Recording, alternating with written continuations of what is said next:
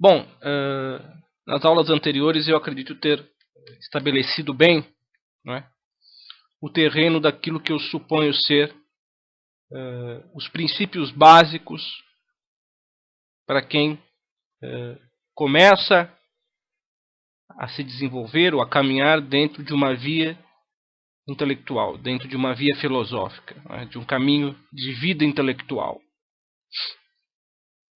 Falei a respeito do autoconhecimento, falei a respeito da relação do homem com o sagrado, falei a respeito da importância da literatura, falei a respeito também da relação entre o homem e a verdade, não é? Que é a relação básica dentro do que seja a vida intelectual, a vida filosófica.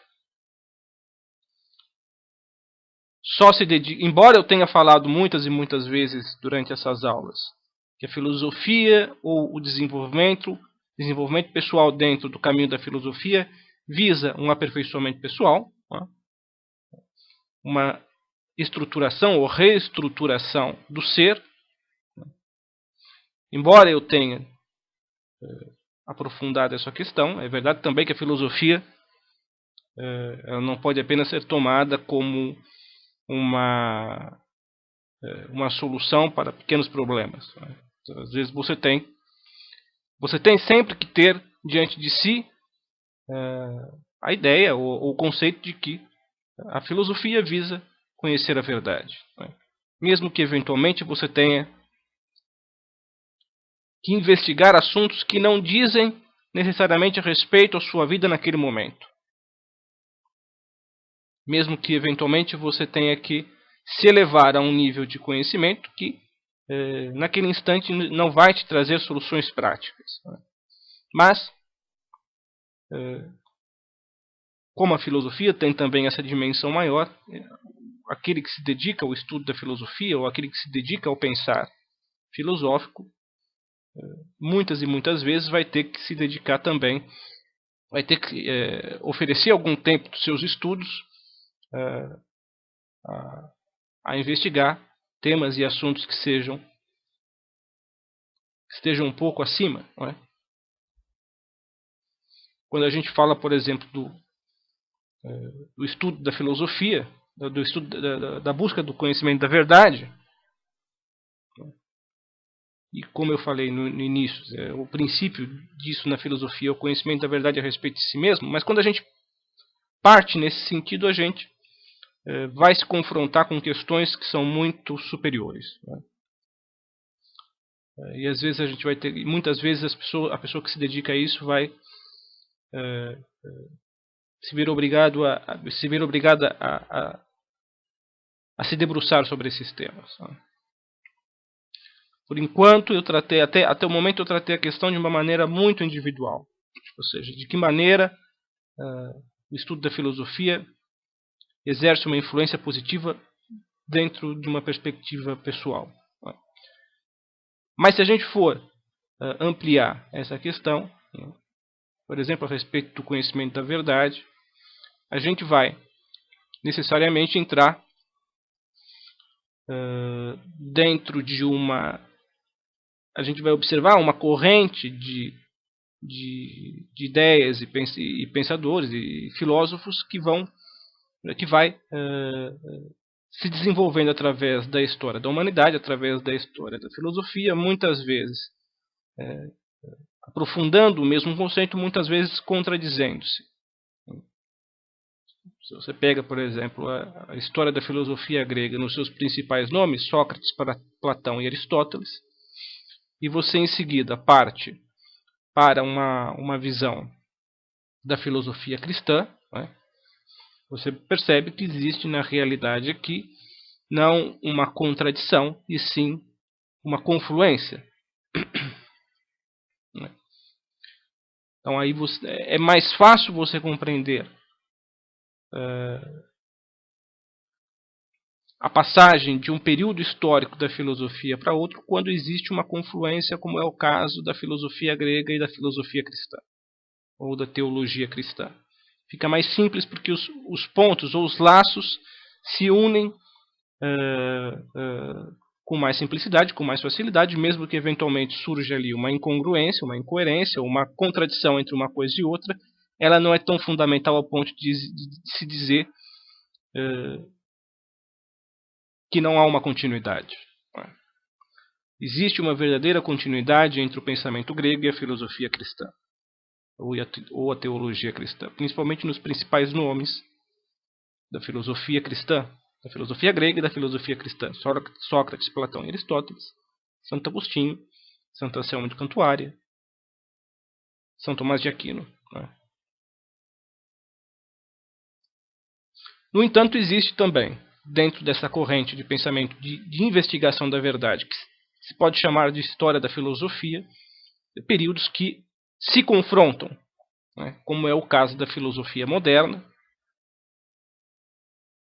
a pessoa de René Descartes, a pessoa de Immanuel Kant, a pessoa de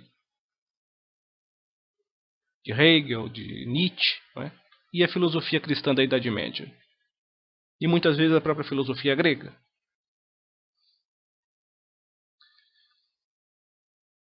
Não é porque existe aí um confronto entre dois períodos da filosofia que você pode também afirmar que desconhecer a história da filosofia cristã da Idade Média, por exemplo, te habilita ou facilita conhecer, compreender a filosofia da Idade Moderna. Muito pelo contrário. Quanto mais você compreender a filosofia cristã da Idade Média, mais você vai entender o quanto a filosofia moderna se confronta com ela. As pessoas, às vezes, têm essa visão. Parece que a filosofia começa a partir da Idade Moderna com René Descartes.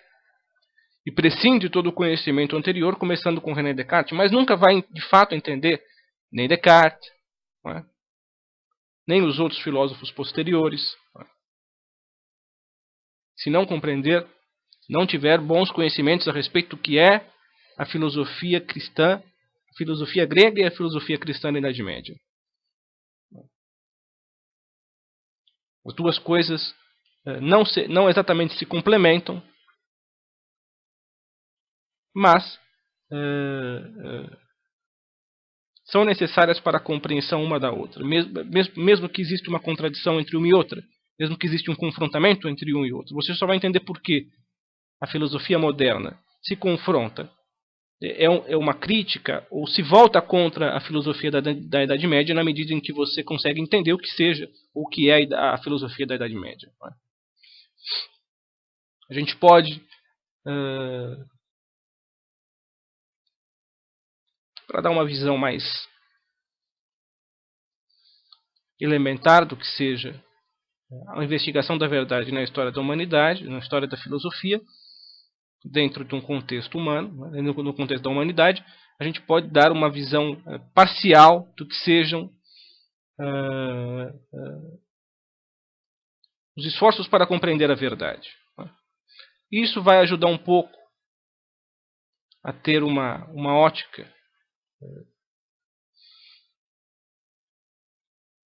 relativamente abrangente, digamos, dessa história da filosofia, para que a gente possa se situar.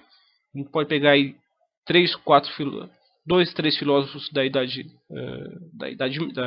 Média, 2, 3 filósofos da filosofia grega e 2, 3 da filosofia moderna, e tecer aí um cenário parcial do que é a história da filosofia, para que a pessoa que esteja estudando aqui com a gente possa ter uma visão mais ampla do terreno em que nós estamos pisando. É importante ter, logo no início, esse cenário, esse mapa do caminho, para que a gente não fique unicamente dentro dessa visão individual, que é absolutamente essencial no estudo da filosofia. Eu coloquei nas primeiras aulas que o estudo da filosofia não pode estar desvinculado dos problemas essenciais do sujeito, ou seja, daquele que estuda. Mas também não pode estar unicamente preso a essas questões essenciais do indivíduo. Ele tem que ter este outro lado, ou seja, a visão dos problemas exteriores, dos problemas que não necessariamente fazem parte da sua existência, mas que foram estudados por outros filósofos. Pode ser que no momento isso não diga respeito a você, mas em algum momento é possível que venha a dizer. E a gente não pode passar por cima dessa questão. Por isso eu tenho aqui a intenção de fazer uma breve exposição, né, no dia de hoje. Não será uma exposição completa, não será uma exposição que vai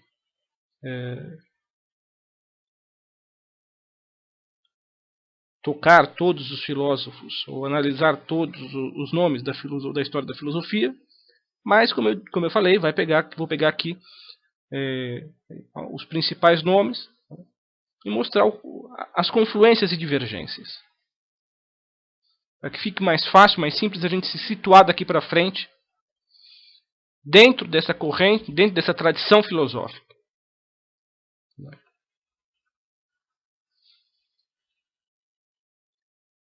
Como eu cheguei a expor nas primeiras aulas, creio que na segunda aula, a filosofia, como nós sabemos,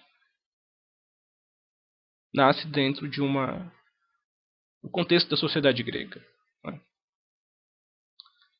E embora existam Tales de Mileto, Anaxímenes, Anaximandro, Pitágoras, Heráclito, Parmênides, e embora todos esses nomes exerçam uma grande influência, uma influência extremamente importante dentro do desenvolvimento do principal ciclo do pensamento grego, que é representado por Sócrates, Platão e Aristóteles, embora esses primeiros nomes chamados pré-socráticos, esses primeiros filósofos chamados pré-socráticos exerçam uma influência importante dentro do desenvolvimento desses três nomes, desse principal ciclo da filosofia grega. A despeito disso, não é com eles propriamente que começa que a filosofia dá o seu grande salto.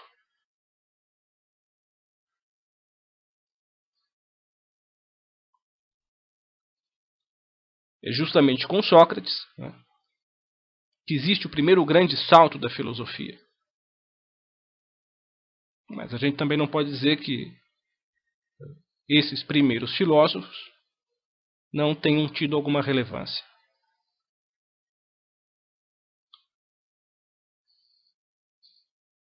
No que tange à filosofia pré-socrática, o que se pode afirmar com certeza é que existe ali um esforço sincero no sentido de encontrar aquilo que se pode determinar como o princípio de todas as coisas. Se a gente tiver que resumir muito brevemente qual era a busca da verdade dentro de um contexto dos filósofos pré-socráticos, a gente diria isso. Não é? A verdade que eles buscam é o princípio original de todas as coisas. E quando digo todas as coisas, homens, não é? Aquilo que convive com os homens, é aquilo que está dentro do planeta Terra e o cosmos como um todo. Esta era a verdade que os pré-socráticos buscaram.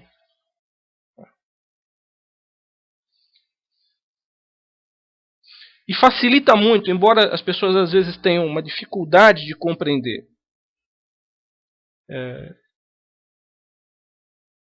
a linha de pensamento desse período histórico, o debate filosófico dentro de um período pré-socrático, embora nem sempre tenha existido um debate direto entre os filósofos, mas a partir do momento que se estabeleceu, que se organizou a história da filosofia pré-socrática, pode-se compreender ali uma espécie de debate ou de diálogo entre aqueles que se empenharam nesse sentido. Embora seja um pouco complicado compreender esses primeiros homens que se dedicaram à busca da verdade, do princípio de todas as coisas, facilita muito quando a gente estabelece isso posteriormente na pessoa de Sócrates, Platão e Aristóteles, vai esclarecer bastante, mas quando a gente estabelece que existem, na verdade, dois princípios. O princípio de ordem material e o princípio de ordem espiritual. Quando a gente define bem uma coisa e outra, a gente começa a entender melhor que dentro do contexto da filosofia pré-socrática, ao buscar a origem, o princípio de todas as coisas, muitas vezes esses dois princípios, que seria mais fácil compreendê-los separadamente, estavam dentro dos conceitos expressados por eles, por esses filósofos pré-socráticos, estavam misturados. Quando, por exemplo, Tales de Mileto estabelece que o princípio de todas as coisas é a água, não necessariamente ele está afirmando que toda a realidade do universo é puramente material, sem ter qualquer origem também de ordem sobrenatural.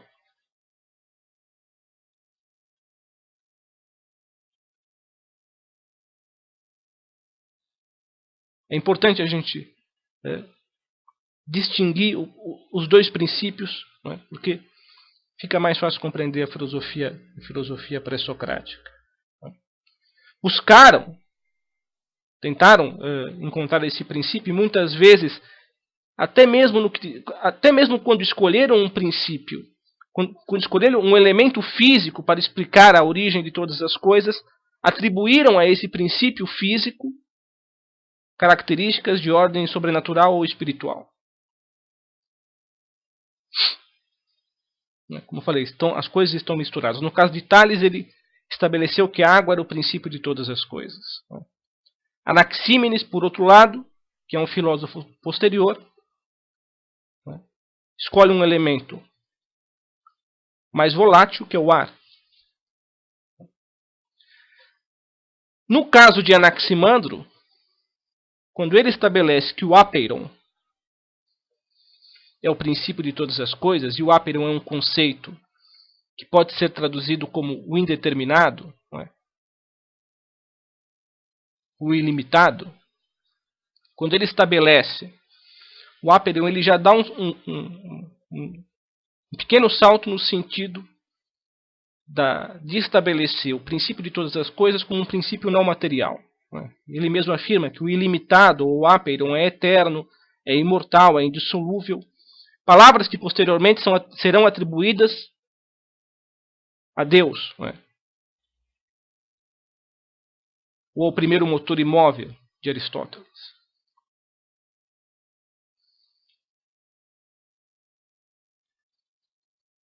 Então fica mais fácil quando a gente se debruça sobre a filosofia pré-socrática, tendo já um conhecimento razoável, ou até mesmo bom,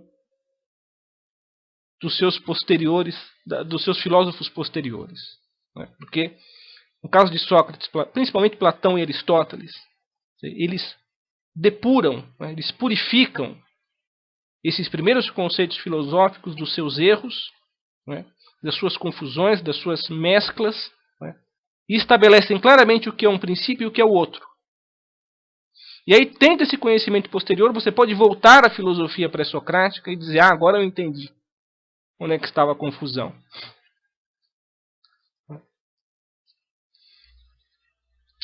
Mas é inegável que esse esforço dos filósofos pré-socráticos teve uma grande importância. Como eu falei, foi um esforço sincero, honesto, e às vezes até colossal, e foi extremamente importante.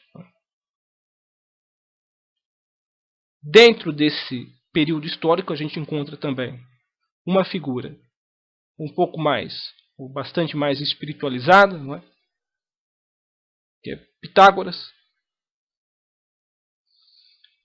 E também Pitágoras já conduz o pensamento filosófico grego a um patamar superior,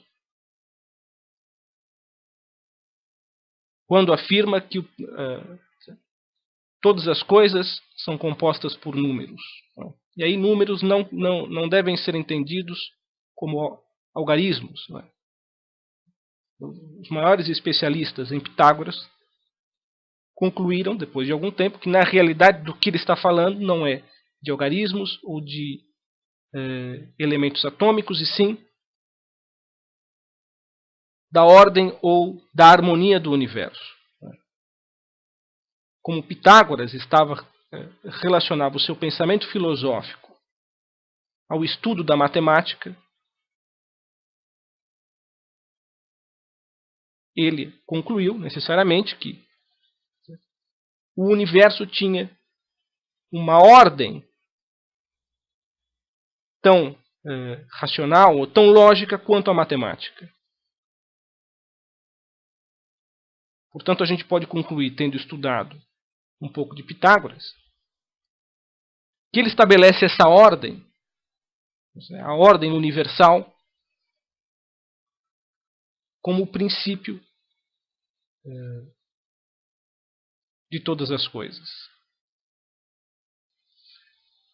De certo modo, a gente pode encontrar uma semelhança entre essa concepção de Pitágoras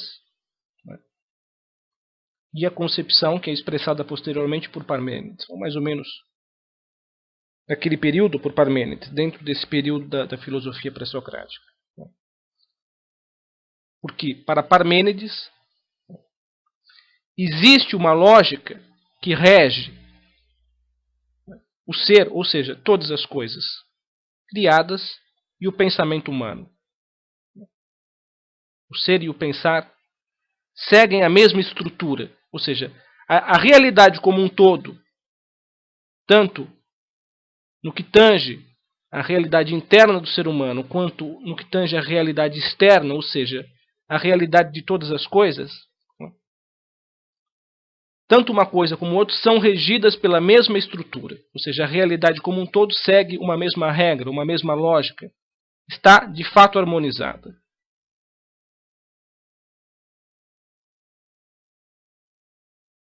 Há aí uma semelhança entre essas duas concepções. E a gente percebe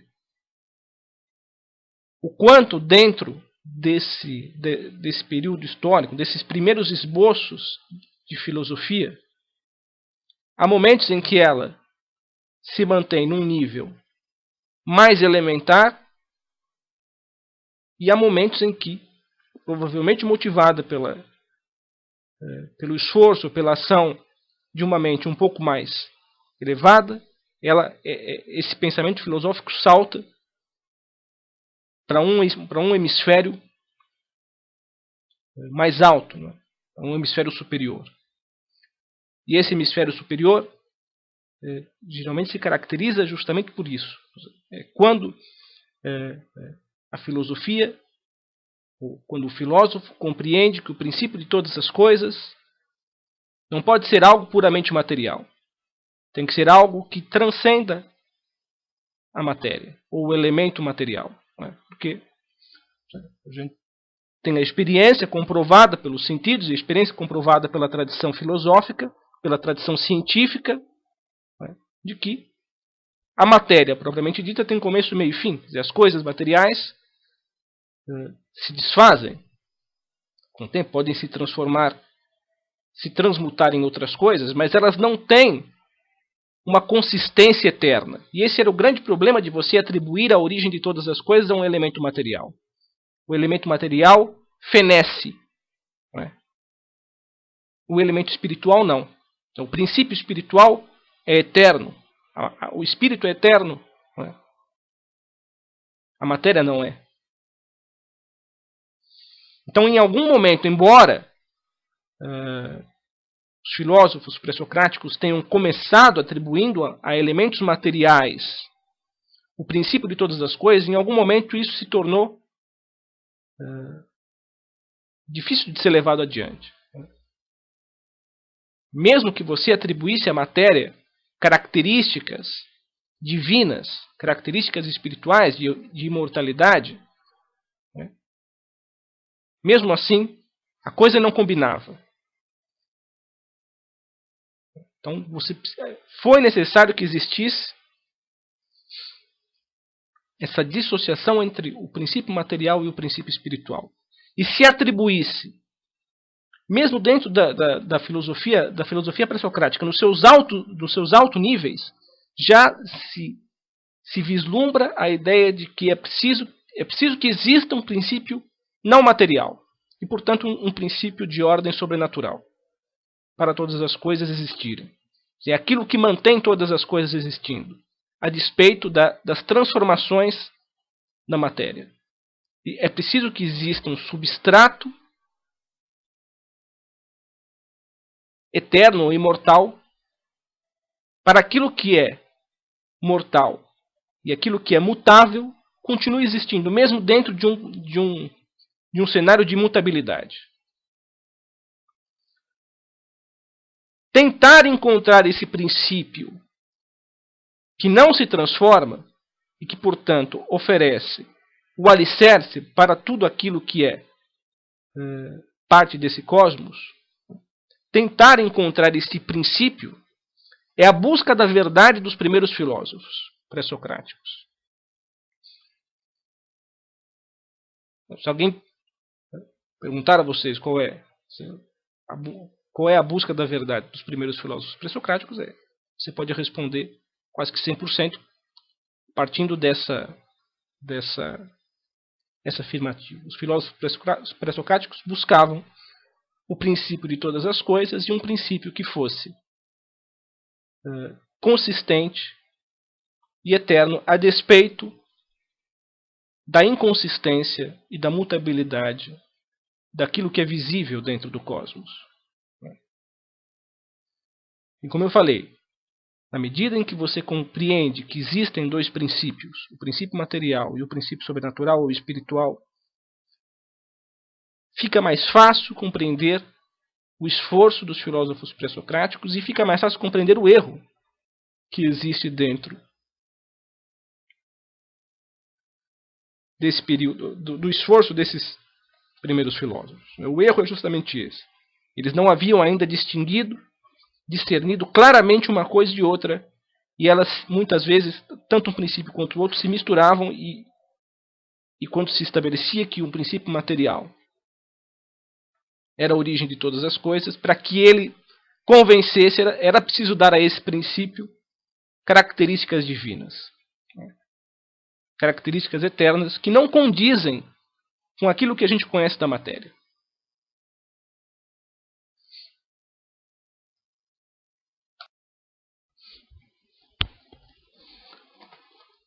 Como eu referi numa outra aula também, a chegada de Sócrates, o surgimento de Sócrates dentro deste cenário da filosofia grega, se dá num momento em que culturalmente a Grécia está sendo, de certa maneira, dominada por uma outra escola, por um outro tipo de intelectual, que são os sofistas. Não é? E para os sofistas não existe a ideia da verdade absoluta. Uma das frases mais conhecidas e atribuídas aos sofistas é aquela de que o homem é a medida de si mesmo. Ou seja, a verdade, traduzindo-se para uma frase moderna, quer dizer, cada cabeça uma sentença. Ou seja, a verdade é aquilo que diz respeito a cada homem individualmente. Como eu também havia referido, os sofistas tensionavam, não tensionavam descobrir a verdade, sim tensionavam formar os indivíduos, principalmente indivíduos de classes elevadas, para a vida pública, com o intuito mais de convencer as pessoas a respeito dos seus pontos de vista que não eram necessariamente verdadeiros, do que fazer com que as pessoas fossem conduzidas ao conhecimento da realidade. Ou seja, era uma pseudo-filosofia, porque não visava o conhecimento do real, e sim visava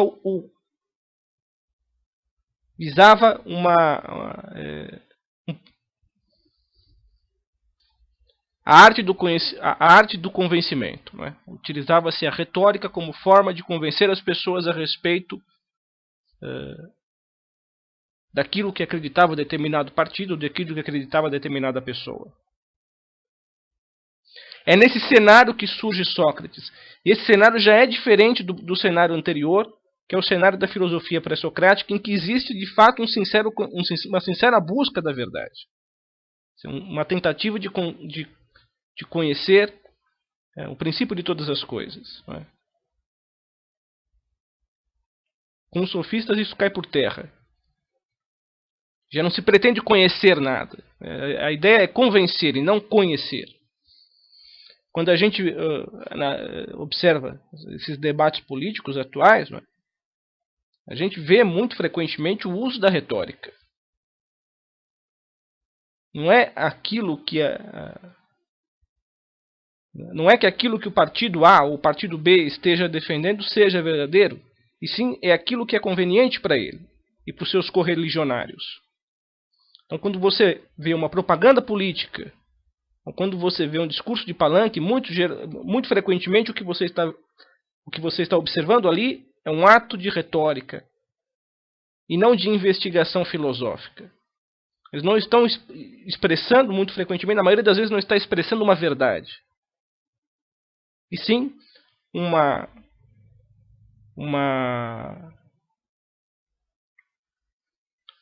formulação linguística, né, pseudo-intelectual, que visa unicamente mobilizar as pessoas para um lado esquerdo, direito.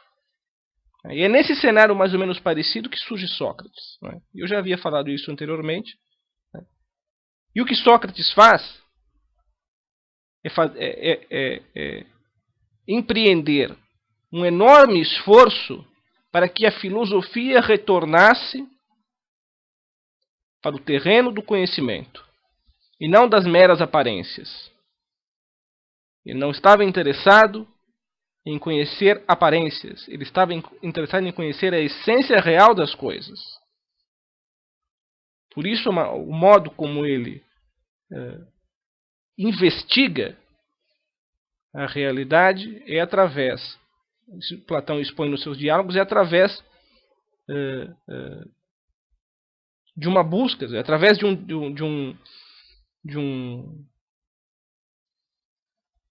um método de perguntas e respostas, cuja intenção era desvencilhar-se ou descartar tudo que era opinião, tudo que era falsidade, com o intuito de, tendo descartado todas essas falsidades, atingir a essência real das coisas. Também Sócrates, portanto, está interessado no princípio das coisas, mas diferentemente dos filósofos pré-socráticos, que carregaram a mão numa busca, às vezes excessivamente material da origem. Ele não é um filósofo da natureza. No fundo, ele é o filósofo da alma, porque ele vai buscar dentro da alma humana a origem das coisas. Eu me referi na aula anterior a respeito do oráculo de Delfos e da famosa frase, conhece-te a ti mesmo. É através de se conhecer a si mesmo que o homem conhece o princípio das coisas. E essa é uma transformação fundamental dentro do cenário da história da filosofia.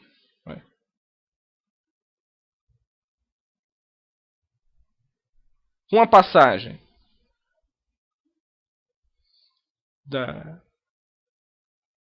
do ensinamento de Sócrates para a filosofia de Platão, todos os principais temas abordados por Sócrates são reelaborados e aprofundados pelo seu principal discípulo, que é Platão. E Platão também visa conhecer a verdade, conhecer a realidade. Ele está nessa mesma linhagem, ele pertence a essa mesma tradição.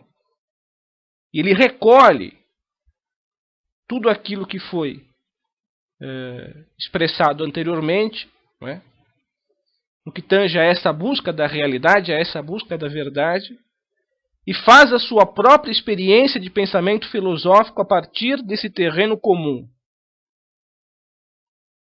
Aí a gente está num terreno de convergência.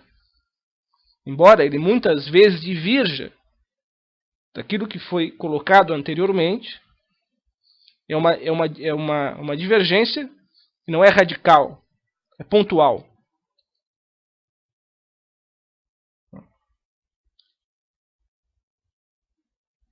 E seguindo essa linha, a que eu havia me referido anteriormente, de que o princípio de todas as coisas não pode estar vinculado a um elemento material, Platão vai estabelecer a fonte de toda a realidade em um mundo para além, que se encontra para além deste hemisfério puramente material. E esse mundo para além do hemisfério puramente material é o mundo das ideias.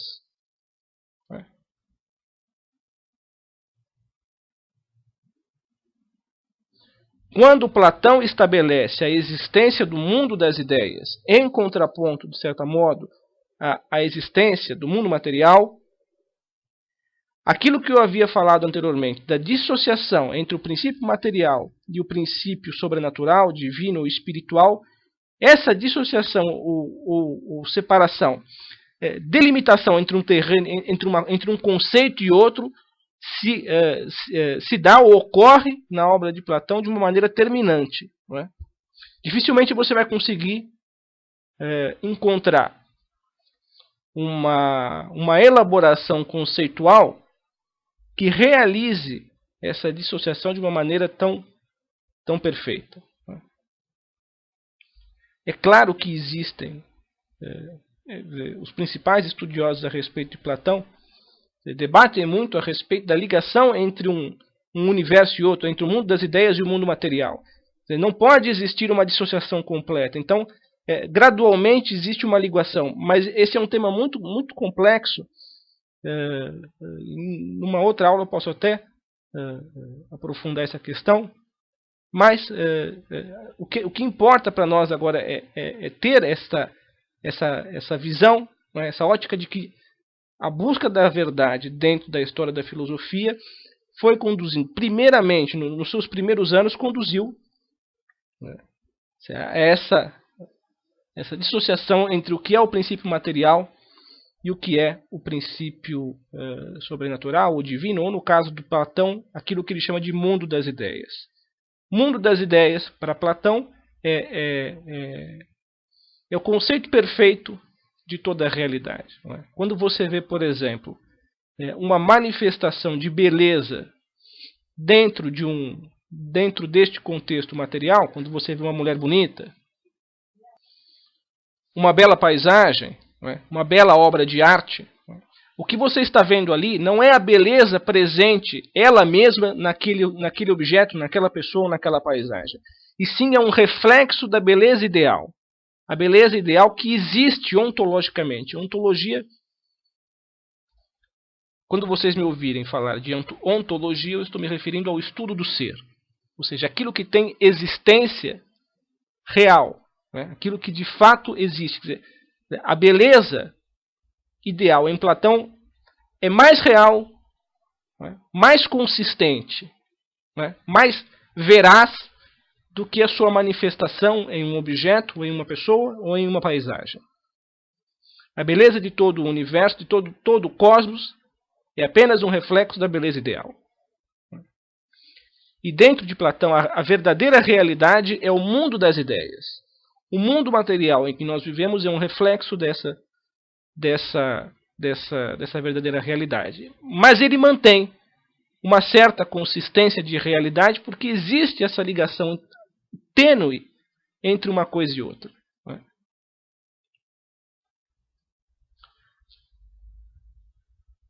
Mas essa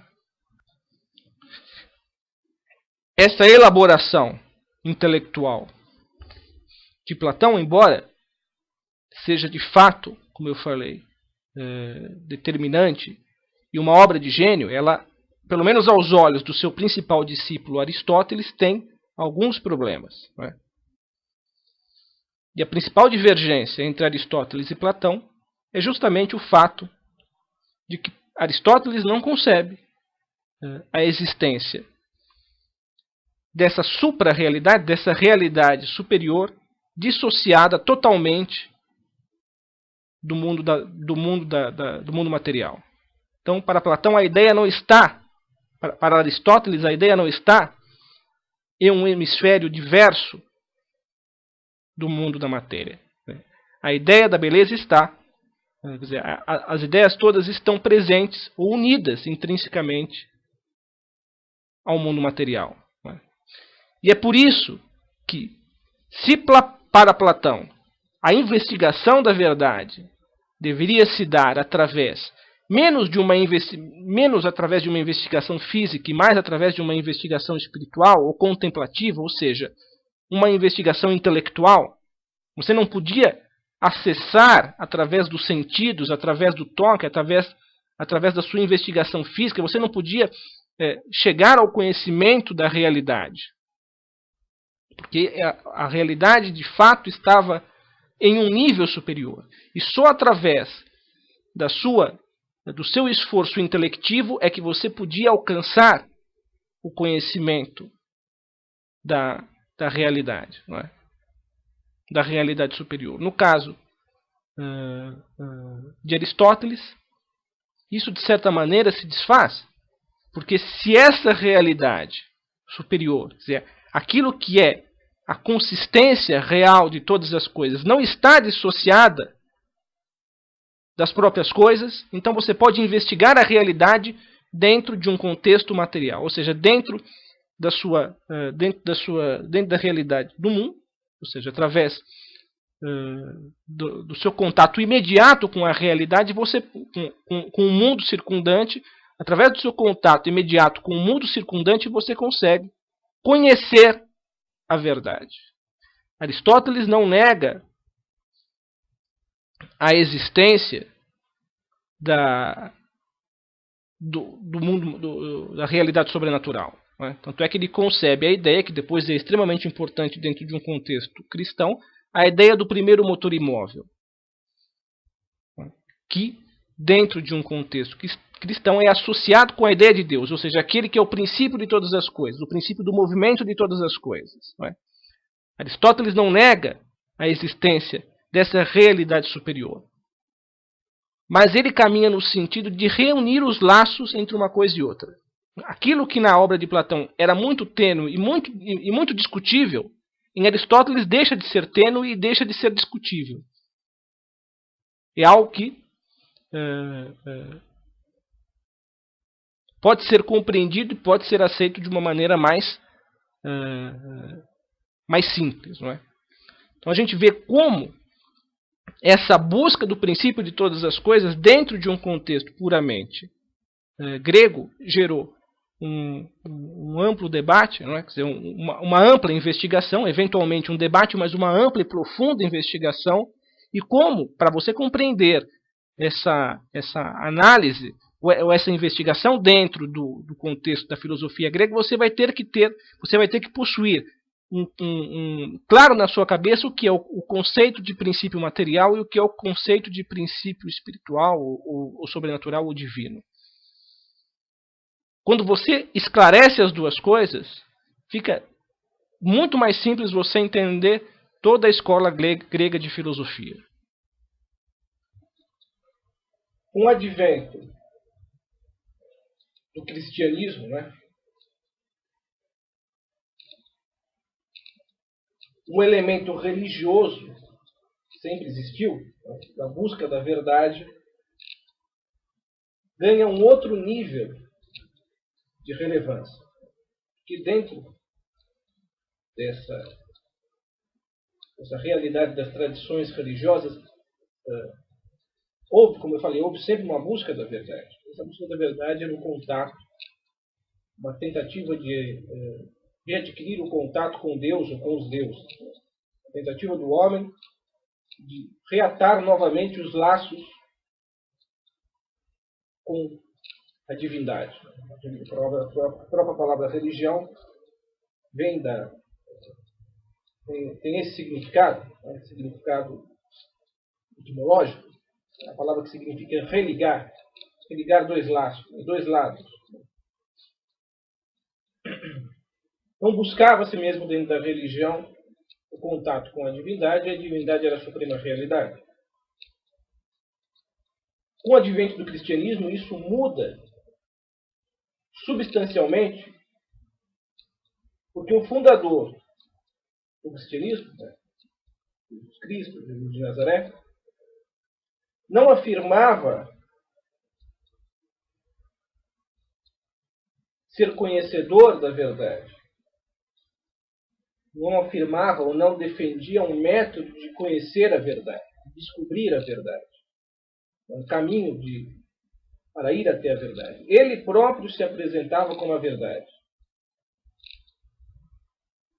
Ele próprio afirmava de si mesmo: eu sou o caminho, a verdade e a vida. Então, se a gente for partir de um ponto de vista do cristianismo, toda a busca da verdade, mesmo dentro da filosofia grega, visava o conhecimento,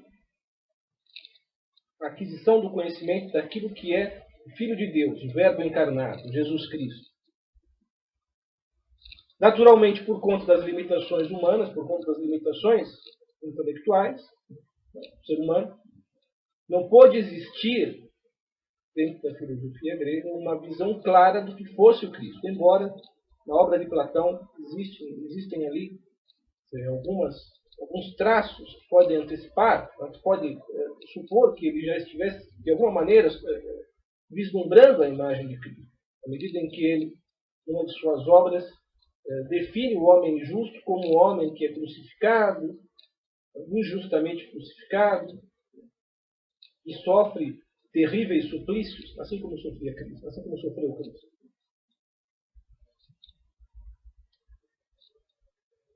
Até aquele momento, embora a filosofia grega carregasse consigo elementos religiosos, ela havia desenvolvido um caminho de meditação racional. Carregava ainda, principalmente na obra de Platão e Aristóteles, carregava o elemento religioso. Mas havia um esforço intelectivo para o conhecimento da verdade, não um esforço que dependia de uma revelação de Deus. No caso do cristianismo, essa revelação desaba sobre a cabeça das pessoas. Cai com toda a força. E Cristo se afirma o caminho, a verdade e a vida. Aí são dois caminhos são duas vias que, de alguma maneira, confluem. E era tão necessária essa confluência, e era tão óbvia e tão evidente que, nos primeiros anos do cristianismo, quando os padres da igreja começaram a utilizar a filosofia como forma de defender o cristianismo que vinha sendo atacado pelo paganismo, era tão evidente essa confluência que esses primeiros padres começaram a utilizar o argumento filosófico grego como arcabouço intelectual para defender o cristianismo. Começa com São Justino, há elementos discordantes, como Tertuliano. Tradicionalmente se considera São Justino mártir o primeiro a utilizar o argumento da filosofia grega, a defender a filosofia grega como instrumento importante para o exercício teológico. Mas existiram vozes discordantes. dentro desses primeiros séculos da história do cristianismo, o elemento, a pessoa que se sobressai como grande intelectual, como grande teólogo, também como grande filósofo, é Santo Agostinho. Santo Agostinho era um homem que viveu toda a sua vida, ou boa parte da sua vida, em busca da verdade. Mas essa busca da verdade em Santo Agostinho foi uma busca que o levou por caminhos muito discordantes. Andou pela via do maniqueísmo, andou pela via do neoplatonismo, bateu cabeça aqui e acolá, mas o desejo sincero de Santo Agostinho de conhecer a verdade marcou a vida dele. Não havia em Santo Agostinho uma investigação intelectual que fosse desvinculado dos seus dilemas existenciais. Os dilemas existenciais de Santo Agostinho é que marcaram profundamente a sua investigação filosófica. Deram o tom da sua investigação filosófica. E isso fica claro na sua principal obra, uma das suas principais obras, que é chamadas Confissões. Confissões de Santo Agostinho. A obra de Santo Agostinho é muito ampla. Ele tratou da Santíssima Trindade, ele tratou do livre-arbítrio, ele tratou da história da humanidade no livro Cidade de Deus. Ele quase que tece um cenário bastante amplo da história da humanidade, mostrando a ação de Deus dentro dessa história.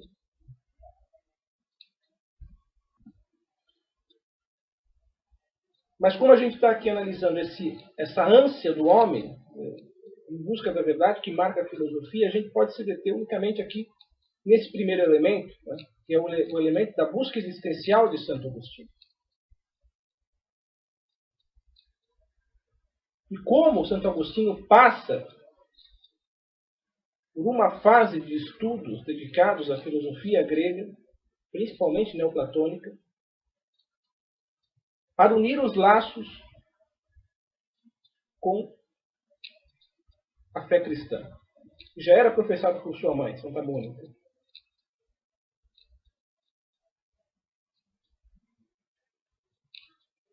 Existe, né, como eu falei, existia um esforço sincero, honesto, dentro da filosofia grega, no sentido de conhecer a verdade, existiu a revelação cristã. Essa história da humanidade num determinado período. E é interessante o quanto essa história da humanidade se encarna no indivíduo, Santo Agostinho.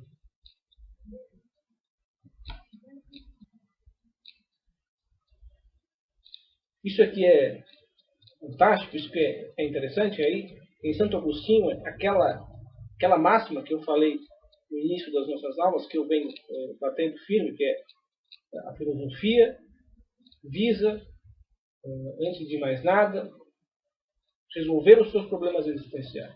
Você não pode deixar os seus dilemas de lado e analisar a filosofia unicamente de um ponto de vista objetivo, sem ter essa visão também subjetiva. Ou seja, não pode ter unicamente uma visão impessoal. Você é o primeiro objeto de estudo da sua filosofia. O seu estudo filosófico tem que ter em você mesmo o seu primeiro objeto de estudo. E Santo Agostinho fez de si mesmo, durante boa parte da sua vida, o seu objeto de estudo. Ele tinha ânsia, desejo profundo de compreender a verdade. Isso não ficou desvinculado de si mesmo, nem da sua investigação. Quando ele se converte, quando ele se convence, aí o pensamento filosófico e teológico de Santo Agostinho floresce com uma intensidade assustadora. E ele escreve milhares de páginas. E deixa um legado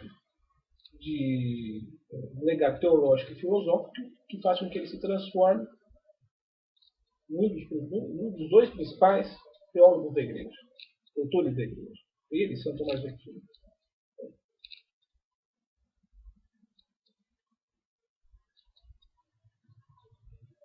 Santo Agostinho morreu, ele viveu na África.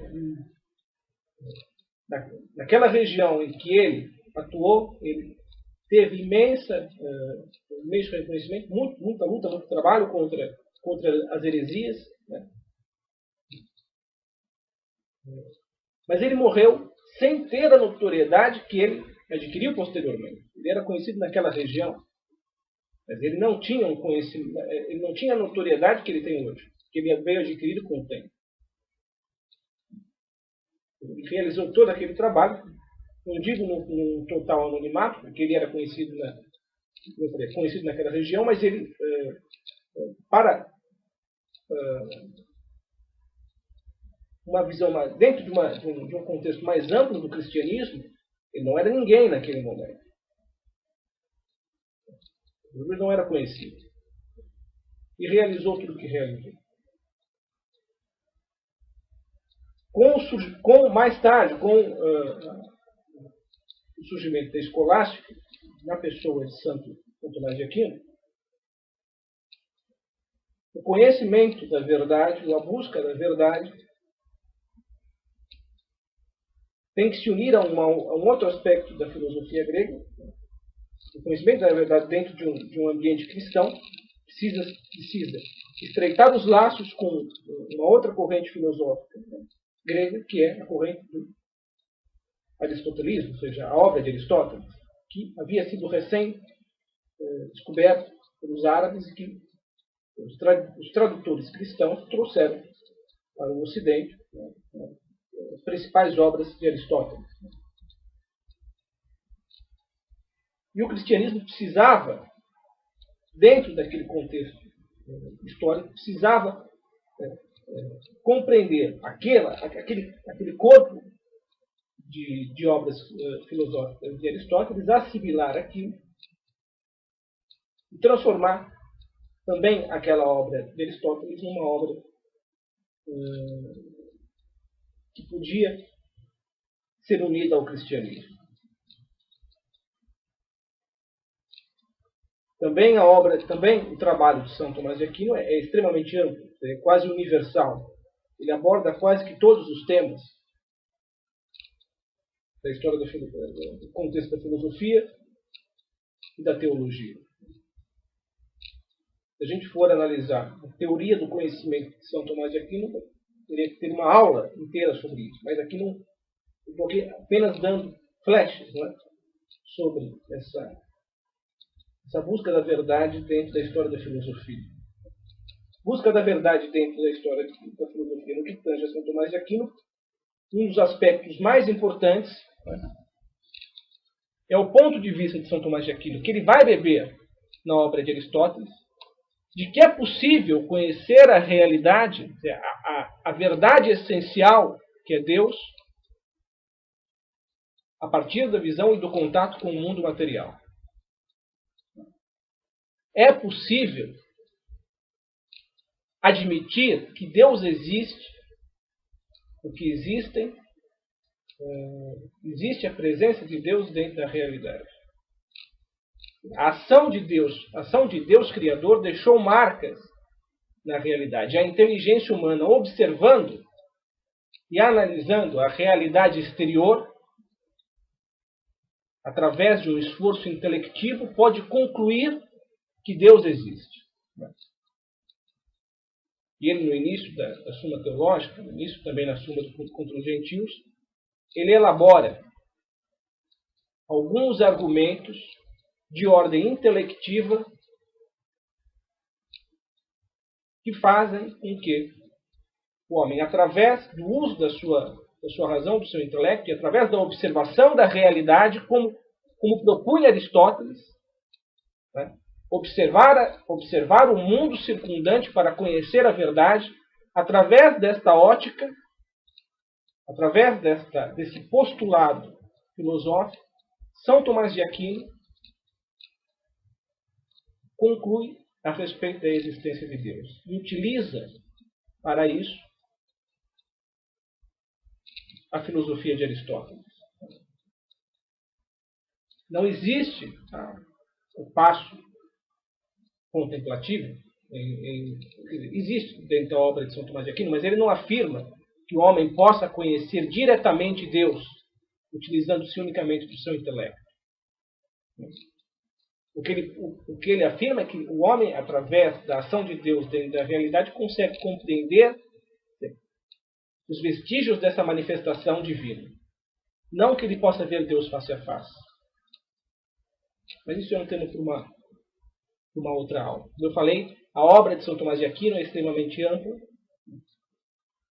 extremamente vasta, mas aqui o que interessa saber é como a filosofia grega fez esse laço, como a filosofia e a teologia cristã uniu esses laços, uniu seus laços com a filosofia grega, como elas convergiram para o mesmo ponto.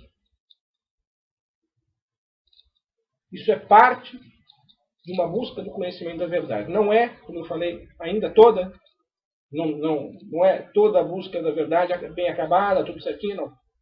Ainda havia outros níveis. Mas, para que a gente tenha uma visão, a princípio, suficientemente clara, embora não ainda profunda, do que foi a história da filosofia, é o suficiente para o momento. Porque a gente tem essa visão ainda, não digo superficial, porque ela já tem certa profundidade, mas parcial. Tá? Com isso, a gente já consegue dar os primeiros passos dentro de um estudo da história da filosofia. Como deu para perceber, não é? Existe nesse período a que eu me referi, uma coesão interna, não é? Existe uma mesma corrente de ideias que vai ligando pontos separados no espaço e no tempo. Não é? Uma linha de trabalho filosófico, outra linha de revelação de ordem religiosa, depois uma convergência de pontos. Não é? Com o surgimento, não é, da Idade Moderna, surge também uma filosofia de caráter diferente, uma filosofia tida moderna, e ela surge com o trabalho de René Descartes. Não é? E esse trabalho, essa filosofia moderna, ela nasce em contraponto a esse período anterior. E é aquilo que eu falei, você precisa entender bem o que foi a filosofia grega, você precisa entender bem o que foi o desenvolvimento cristão da filosofia, a revelação cristã, porque só assim você entenderá o princípio da filosofia moderna. Por que é que a filosofia moderna se opõe já logo de cara com dados fundamentais da filosofia antiga e da filosofia escolástica ou da filosofia cristã. Um dos elementos, um dos pontos de discordância entre a filosofia antiga, né, e cristã e a filosofia moderna é justamente o fato de que a filosofia dos gregos, né, e a filosofia cristã toma a realidade material como um dado certo, um dado passível de ser conhecido. Né? Ou seja, não existe a dúvida a respeito da realidade material, mesmo dentro de uma perspectiva platônica. Né? Ele não chega a duvidar da consistência material do mundo circundante. Né? Platão apenas o que diz é que a fonte da realidade não está nesse mundo. Está no mundo das ideias, que é um mundo superior. Mas ele não duvida da existência do mundo material. Com René Descartes isto muda de figura, porque o que René Descartes faz, a princípio, é questionar toda a estrutura de conhecimento anterior a ele. Ele coloca toda a estrutura de conhecimento, toda a catedral de conhecimento que havia sido construída nos últimos séculos, ele coloca numa posição de dúvida. Não é? Ele não sabe se aquilo está certo. no principal livro dele, que é o Discurso sobre o Método, ele começa afirmando que, tendo estudado parte, ou dedicado parte da sua vida a estudar a filosofia e a teologia anterior, ele descobriu ali algumas inconsistências. Portanto, ele não poderia dar como certo tudo aquilo. Então ele cria um método para estudar tudo aquilo que é passível de ser conhecido, ou estudar toda a realidade para saber se aquilo está certo ou não. Então ele desconstrói toda a realidade através de pelo menos intelectualmente, lógico, através do seu principal método, que é o método da dúvida, né? O método da dúvida, é a dúvida metódica, né? Questionar absolutamente tudo com o intuito de encontrar uma fonte da verdade que fosse inquestionável, né? Ele utiliza ali, durante esse período em que ele se dedica a fazer esse tipo de pesquisa, esse tipo de estudo, ele se apoia em alguns preceitos que temporariamente servem para ele, né, para uso pessoal, né, e começa a questionar absolutamente toda a realidade, né. E a primeira, uma das primeiras conclusões a que ele chega é que os sentidos, não são dignos de confiança. Eles constantemente nos enganam. Então, portanto, através dos sentidos, dificilmente você vai ter certeza daquilo que é possível ser conhecido do mundo exterior. Então, existe uma lacuna entre o indivíduo pensante e a realidade que está para além deste indivíduo pensante. Mas ele não pode questionar, por exemplo, o fato de que o indivíduo pense, ou o fato de que ele mesmo, como indivíduo, como estudioso, esteja meditando a respeito deste assunto. Portanto, ele tem aí a sua primeira conclusão, né? A conclusão de que se ele pensa, se ele está meditando a respeito desse problema, ele próprio pode afirmar que ele existe. Daí de onde vem aquela famosa frase, né? Penso, logo existo. Esta é a primeira constatação e a mais importante constatação, né, de René Descartes. A primeira constatação em termos de estrutura de pensamento, ou seja, é aquela a partir da qual ele estabelece toda a estrutura da sua filosofia, não é? A única coisa inquestionável na visão de René Descartes é o fato de que ele, como ser pensante, existe, não é? Mas ele não sabe se o mundo exterior existe. Ele não tem como comprovar isto. Porque, dentro da perspectiva de René Descartes, né, os sentidos não são suficientemente confiáveis para atestar a realidade do mundo exterior. Não é? Como eu falei, precisaríamos ter aí e futuramente espero que que eu tenha a oportunidade de falar mais profundamente a respeito de René Descartes, né? Ele não cai num ceticismo total, embora a filosofia dele vá caminhando nesse sentido de uma crise do conhecimento, ou seja, não é possível conhecer nada, porque os sentidos não são confiáveis, né? E a maneira como o ser humano dialoga com a realidade exterior é através dos sentidos. A maneira como o ser humano atinge a realidade exterior é através do seu corpo, não é? Dos sentidos, mas eles não são confiáveis. E ele só não chega a um ceticismo total porque em algum momento, né, ele admite que, existindo Deus, Deus é quem garante a possibilidade de o homem conhecer toda a realidade. Aquilo que faz com que o ser humano, ou o homem, ou o ser pensante, consiga compreender todo o mundo circundante é a presença de Deus, que une os laços entre ele próprio, né, entre quem pensa e a realidade exterior. Né. Com o René Descartes surge uma tendência que talvez seja a tendência mais forte dentro da filosofia moderna, que é a de questionar agudamente toda essa corrente de conhecimento que teve início na Grécia Antiga, não é? Que encontrou seus principais expoentes em Platão, Aristóteles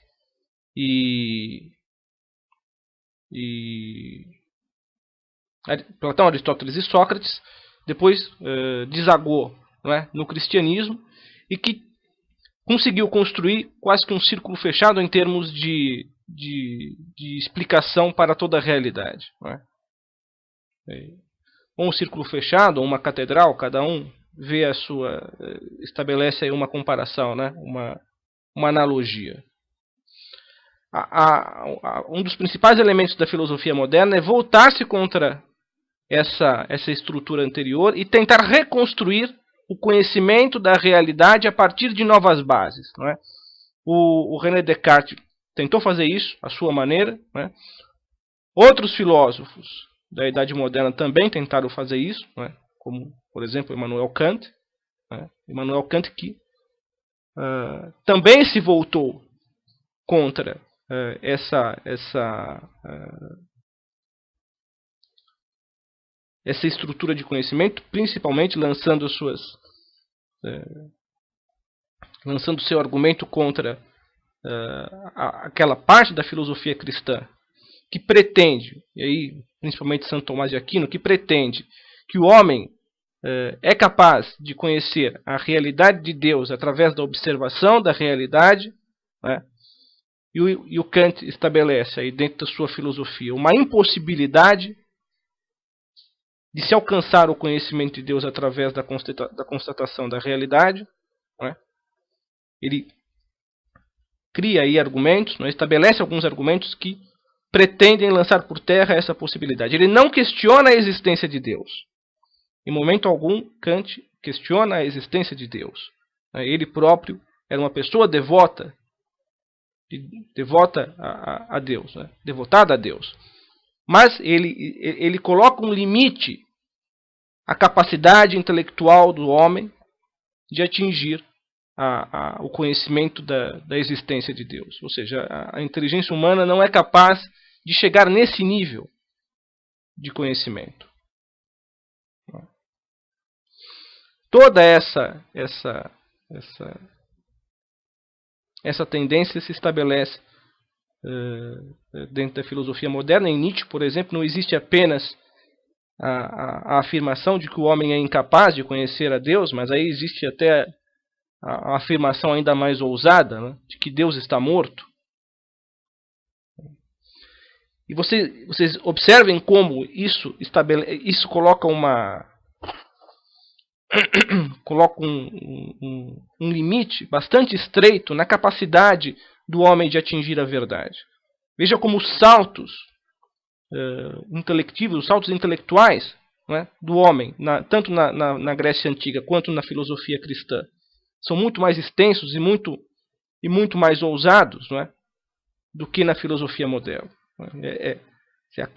A filosofia moderna coloca um limite bastante, como eu falei, bastante estreito para o impulso do homem no sentido de conhecer a verdade.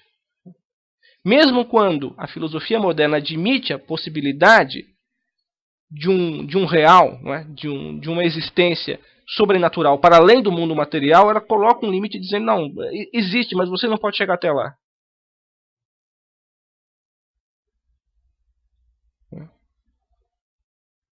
Isso é um pouco depressivo, de certo modo. Mas essa é a tendência da filosofia moderna. Né? É estabelecer uma fronteira mais curta, não é? Mais intransponível, não é? Impossibilitando o homem de dar um salto para a imortalidade, para o eterno, através do seu exercício intelectual. Não é por acaso que, ao fim e ao cabo, boa parte da filosofia moderna nos últimos 2 séculos se voltou.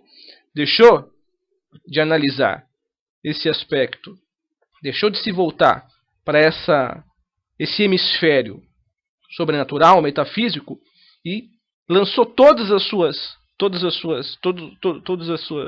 esforços, empreendeu todos os seus esforços no sentido de uma tentativa de compreender a sociedade e tentar reformulá-la. A filosofia deixou de ser de tentar alcançar o alto, não é? E se limitou àquilo que a visão humana é capaz de abranger. Não é? E tem se dirigido quase que unicamente para esse âmbito mais social. Não é? Isso se tornou uma coisa constante, não é? Essa limitação do homem, essa limitação da filosofia a um hemisfério puramente social. Bom, eu sei que aqui hoje a gente teve que condensar muita coisa, porque é 1h30 de aula, ou perto disso, 1h20, 1h30. Né? Fui obrigado aqui a condensar muita coisa, poderia ter aprofundado mais nessas questões, acho que até seria melhor. E futuramente espero poder fazer isso, numa outra aula. Né? Mas é importante a gente ter mesmo que seja essa visão parcial, né? Essa visão, como eu falei, bastante condensada do que foi, durante esse período da história da filosofia, a busca do homem, a busca da verdade, né? Pelo homem. Né? O esforço humano no sentido de conhecer a verdade. É importante que a gente tenha essa visão. Né? Saber que, de uma maneira ou de outra, desde o princípio, houve, né, aconteceu de fato essa busca, e é ela que alimenta o exercício filosófico, é ela que alimenta o esforço filosófico. Mas, embora sempre tenha existido, de alguma maneira, esse esforço, né, de alguma maneira essa busca, ela se manifestou muitas vezes de maneiras diferentes. Às vezes de maneiras mais amplas, às vezes de uma maneira mais limitada. Não é? Mas sempre houve esse intuito, sempre houve esse objetivo. Não é? A filosofia moderna tem outros nomes. A gente poderia falar de Hegel, poderia falar de Kierkegaard, poderia falar de Ortega y Gasset, poderia falar de outras pessoas também, Leibniz, enfim. Mas aí eu peguei rapidamente, né, três filósofos, o René Descartes, o Kant e rapidamente o Nietzsche, né, mas é que dá para você pegar, dá para você observar um elemento que perpassa, né, esses três nomes e que caracteriza a filosofia moderna. Duas características fortes, que é essa da filosofia moderna se voltar contra o período anterior, ou os períodos anteriores, e essa reformulação da epistemologia, ou seja, da teoria do conhecimento. Né? A teoria do conhecimento, antes da filosofia moderna, seguia uma diretriz, né? Como eu falei, era muito mais ampla. Dentro da filosofia moderna, ela se limita e segue outros parâmetros, ao ponto até de quase negar a possibilidade do conhecimento do homem. Né? Então isto caracteriza a filosofia moderna. Né? E isso mostra o quanto dentro da própria história da filosofia existem situações que são profundamente discordantes, posicionamentos profundamente discordantes. Né? Isso é importante que a gente tenha em vista para que a gente possa seguir daqui para frente, né? Aprofundando mais, dando mais detalhes a respeito da filosofia dessas pessoas a que eu me referi, desses filósofos a que eu me referi e de outros também. Então fiquem com Deus, até a próxima semana.